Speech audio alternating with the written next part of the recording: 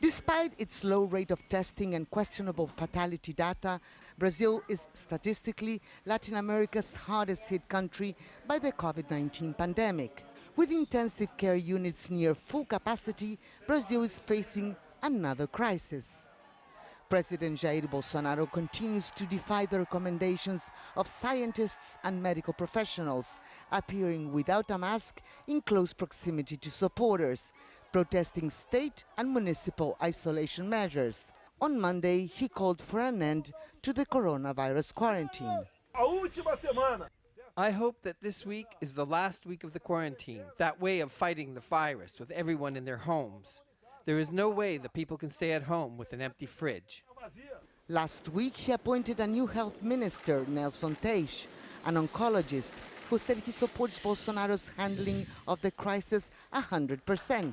The combination of diagnosis, treatment, and preparation to ease social distancing make up part of the strategy to deal with COVID-19.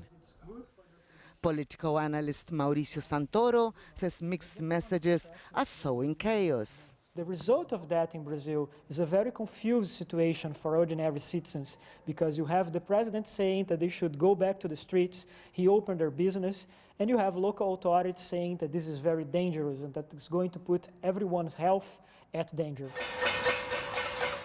The divide is a loud one. Anti-Bolsonaro pot-banging protests continue nightly from the balconies of Brazilians sheltering at home. Pro-Bolsonaro car demonstrations are parading through the streets of Rio de Janeiro and São Paulo. They favor opening the economy.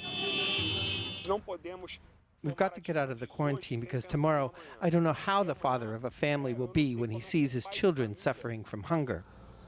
To mitigate the economic impact of the outbreak, the federal government is rolling out a short-term emergency aid package to support 54 million informal workers.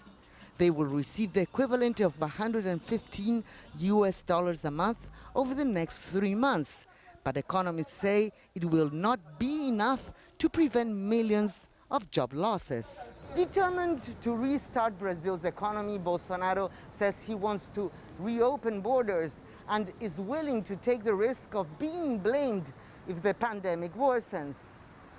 Lucrecia Franco, CGTN, Rio de Janeiro.